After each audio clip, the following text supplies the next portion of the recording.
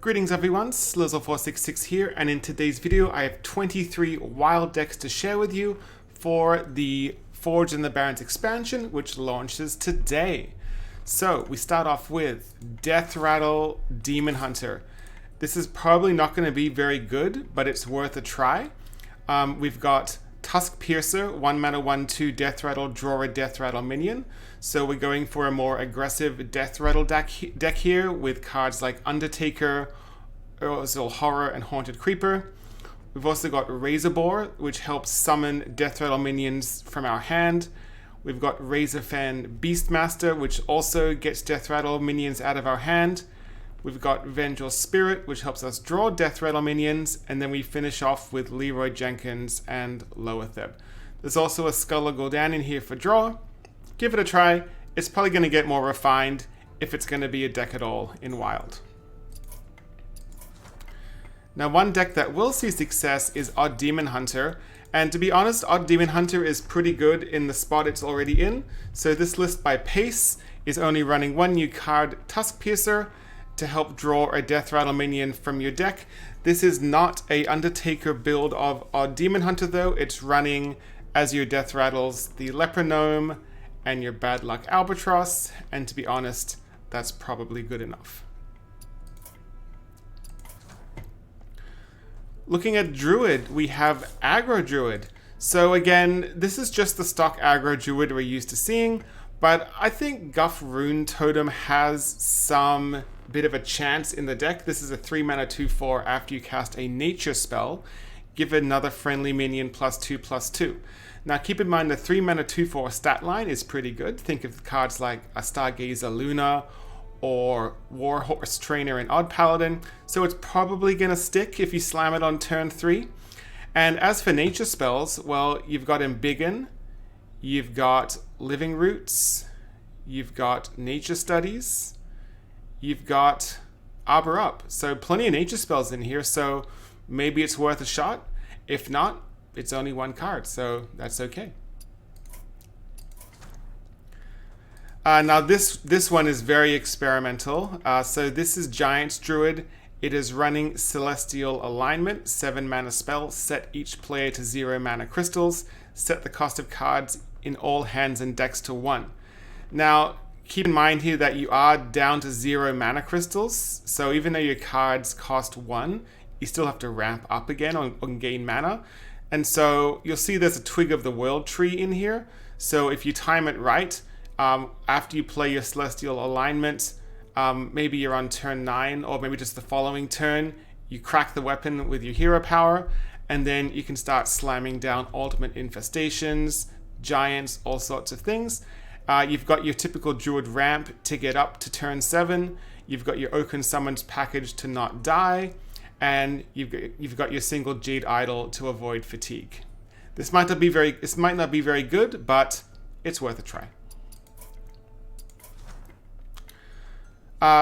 Another experimental deck is a Tog Waggle Druid by one of my Twitch VIPs, Richard.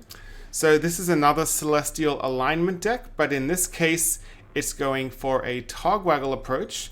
So again, you see you've got the same ramp that we have in the past, though because it's a Tog Waggle deck, you can't run the Jade Idol because you would be giving it to your opponent, which is probably not a good idea.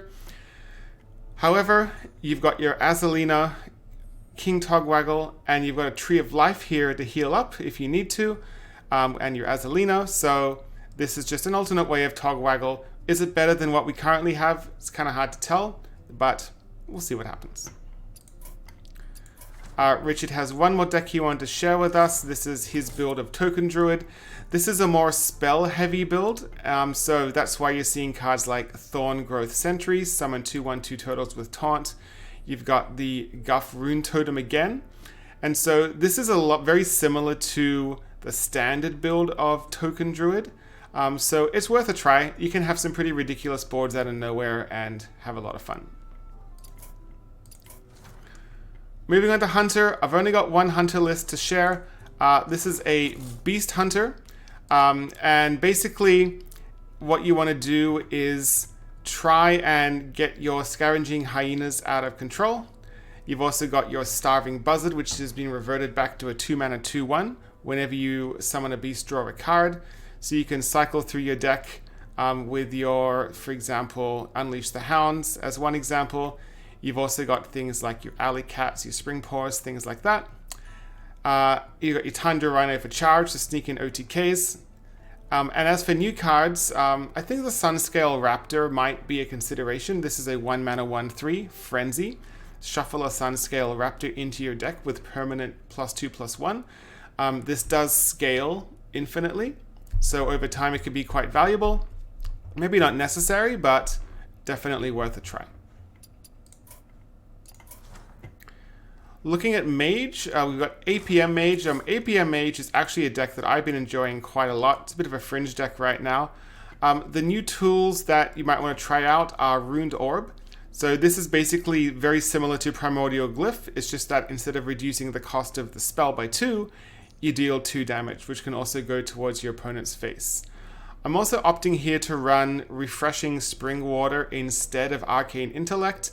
This is draw 2 cards, refresh 2 mana crystals for each spell drawn. Keep in mind, in this list, you're only running 5 minions, Sorcerer's Apprentice, which you typically keep in your mulligan anyway, Flame Waker, and Stargazer Luna. So most of the time, you should get value off this. We have a Sluzzle699 favorite, Secret Mage. Basically, to make Secret Mage for the Barrens expansion, take any Secret Mage list that you see, take out a secret of your choice, throw in Oasis Ally. Now, the reason I think Oasis Ally sees a place in the deck is 3/6 water elementals are pretty good, just like the free 4 drops off Netherwind Portal are good. However, the big thing is the interaction. It's when a friendly minion is attacked. So it's just one more thing for your opponent to have to play around, which is just the thing you want to have to do against everyone's favorite deck, Secret Mage. Moving on to Paladin, we have Elton Ho's Theorycraft Murloc Paladin. So this is he's been refining this at High Legend for quite a while now, so this is actually quite well refined. You'll notice that because he has the Sir Finley in here, there's also a Grizzled Wizard just as a cute little tech against Reno Priest, and Odd decks. As for new cards, just one new card being run in here, Lush Water Scout, 2 mana 1/3 Murloc. After you summon a Murloc, give it +1 attack and rush. Looking at Odd Paladin. So Odd Paladin, the only card I think is worth considering is Conviction. This is pretty insane. So some Odd Paladin lists do run Blessing of Might. So this is for one, in the early game, it's a randomly targeted Blessing of Might, which is still fine.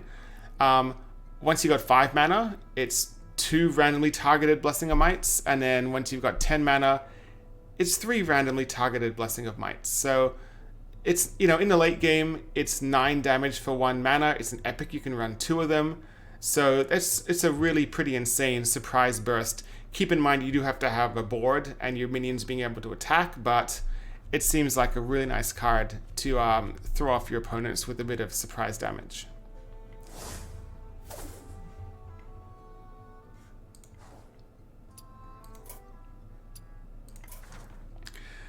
Next up for Paladin, we have Secret Paladin. So this is a more aggressive build of Secret Paladin, and Secret Paladin did get a whole bunch of tools for the Barrens expansion. It got Sword of the Fallen, 2 mana 1/3. After your hero attacks, cast a secret from your deck. So you are essentially tutoring the secrets out of your deck, thinning your deck. You've also got Northwatch Commander, 3 mana 3/4, Battle Cry. If you control a secret, draw a minion. So this gives Secret Paladin just another nice way to curve. You can play Sword of the Fallen into Northwatch Commander if the secret doesn't get triggered. You've also got Cannon Master Smith, which is a 5 mana 4/4. Transform your secrets into 3/3 soldiers. They transform back when they die. As long as there isn't too much mass polymorph in the meta, this is going to be pretty good. One thing you'll notice is that I'm not running Mysterious Challenger. And the reason for that is because we have the Swords of the Fallen and we are pulling the secrets out of the deck so quickly, I feel like if you're running Mysterious Challenger, by the time you get to turn 6, I feel like most of your secrets will already been played. To help seal the deal, there's a lower Theb here. So basically the deck is designed to have crazy boards by turn 4 with Call to Arms, lower Theb on 5, win on turn 6. Moving over to Priest. Now, I'll be honest, the Priest decks are not particularly exciting. We've got Big Priest. So for Big Priest, I'm running the Injured Marauder as an anti-aggro tech. Some people like to run Ziliax, but I think this is worth a consideration. I think a 5/10 with Taunt might be a little bit better than your Ziliax with Rush, but maybe I'm wrong. But also, I'm running the new core card, Thrive in the Shadows, 2 mana, discover a spell from your deck. So essentially, we kind of have 4 Shadow Visions in a way. Shadow Vision discovers a copy. This just discovers a spell from your deck. But I think this is a very nice addition to have in your Big Priest. Now the next Priest deck to consider is Arena Priest by JJJJJJ. I need to learn how to actually say his name properly. I just met him recently on Twitter. So this is his stock list that's been shared around online. And he mentioned that he really wants to run Thrive in the Shadows in his list. So I took Glacial Shard out of his list because I don't feel like we're going to be seeing too many Kingsbane rogues at the beginning of the meta. And the Thrive in the Shadows, again, it's like the Shadow Visions, except that you actually pull the spell from your deck. So you thin your deck to get closer to your win condition of Arena Priest being pinging them down with Spawner Shadows, Shadow Reaper Anduin. Moving on to Rogue, I've got a lot of Rogue actually. So we've got Miracle Rogue by Corbett. So this is a list that tries to either make giant Edwins or giant Biteweeds. And it's also running Efficient Octobot. So this is a 2 mana 1/4 mech with Frenzy. Reduce the cost of cards in your hand by 1. So all these little cheap guys for 1 become even cheaper. And you've also got Field Contact, 3 mana 3/2. After you play a Battle Cry or a combo card, draw a card. So that's the miracle aspect of the list. Instead of running Gadgets and Auctioneer as your miracle engine, you're running the Field Contact. Next up, we have Milrogue. This was submitted to me on Twitter by user Gorbox. So this looks very similar to the Milrogues you might be currently seeing on the ladder. But with the addition of Far Watch Posts, the 2 mana 2/4 can't attack. After your opponent draws a card, it costs 1 more. And so this is pretty cute combined with the mill effects in the deck. Not only are you clogging up your opponent's hand, you're also clogging up the spell cost. So maybe Far Watch Post is a nice card to include in your Milrogue. Looking at Kingsbane Rogue, so essentially I don't think that you're going to want to run Nitro Boost anymore in your Kingsbane. It's just too slow. But what I do really like is Wicked Stab. So Wicked Stab, it's similar to Eviscerate, except that when you have 5 mana it does 4 damage, and when you have 10 mana it does 6 damage.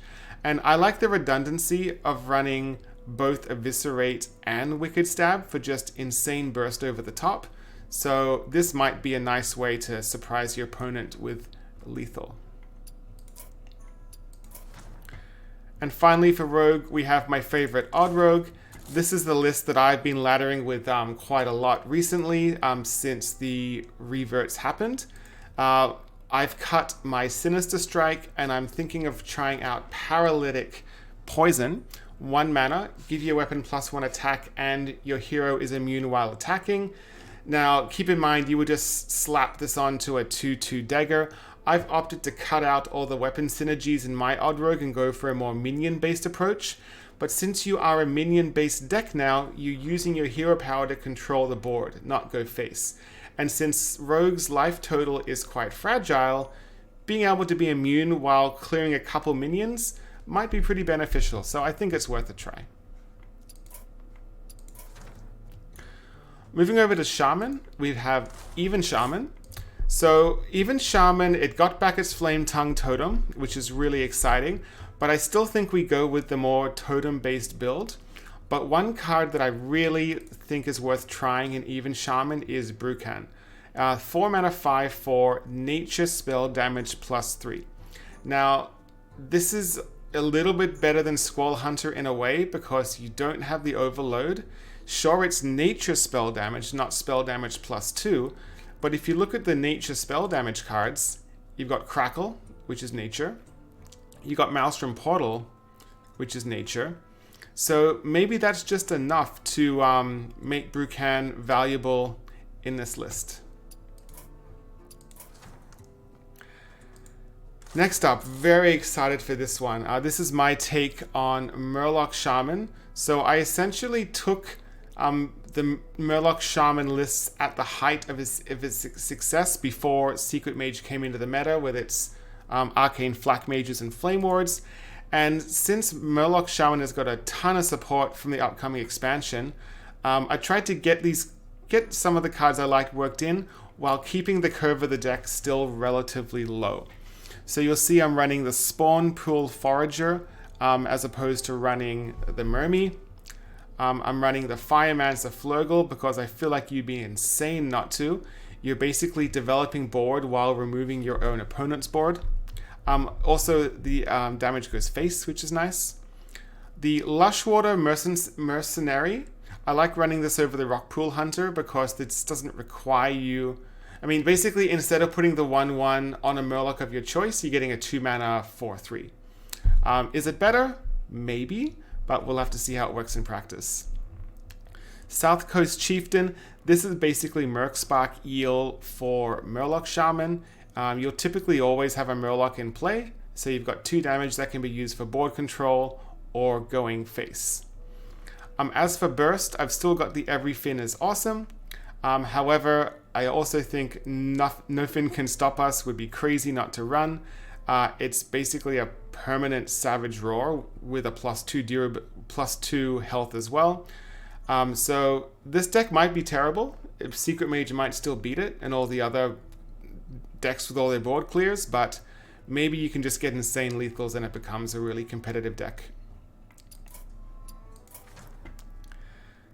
Moving over to Warlock. Warlock is not super exciting what I have to share. We've got Darkglare Warlock. I think it's worth trying out running a Grimoire Sacrifice. Some lists like to run a Defile, and I think this might be a good alternative. Destroy a friendly minion, deal 2 damage to all enemy minions. Sometimes you want to clear your opponent's board with a Defile, but it's kind of upsetting when you lose your own, especially if you have like Darkglares, things on the board like that. I think it's worth a try. I also think Tamsin Roam is worth a try. 3 mana 1/3. Whenever you cast a shadow spell that costs 1 or more, add a copy to your hand that costs 0.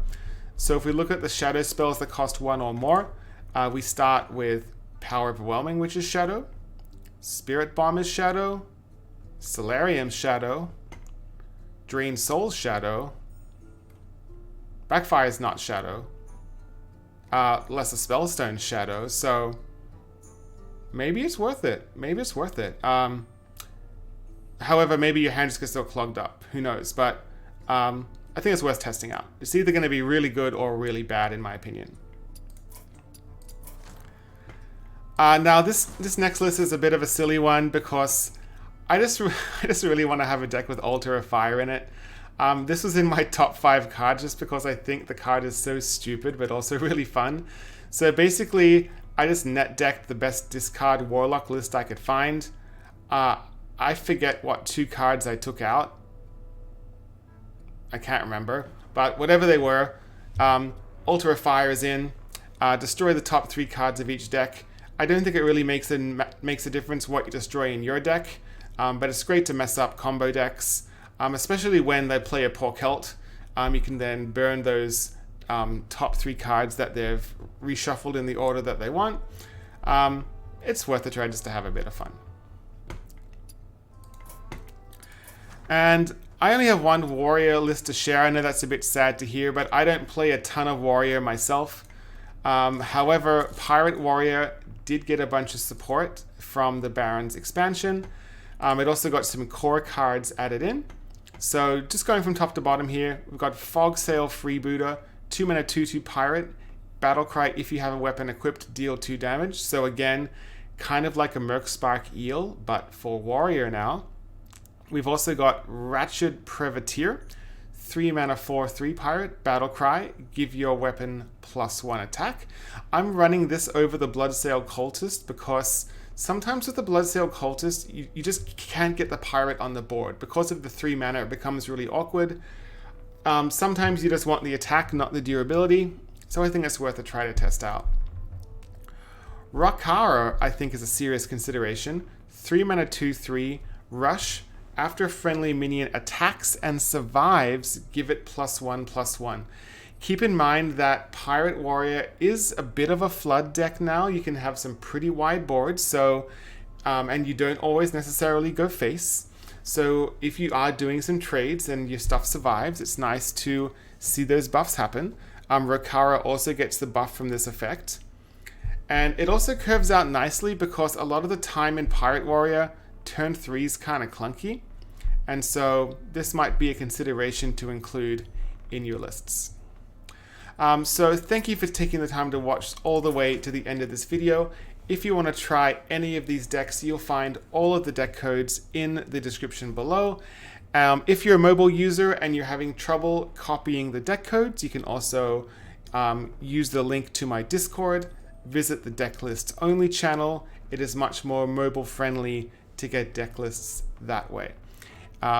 If you have any decks that you want to share with me, drop the deck codes in the comments below. I'd love to see what you've also come up with for your Theorycrafts.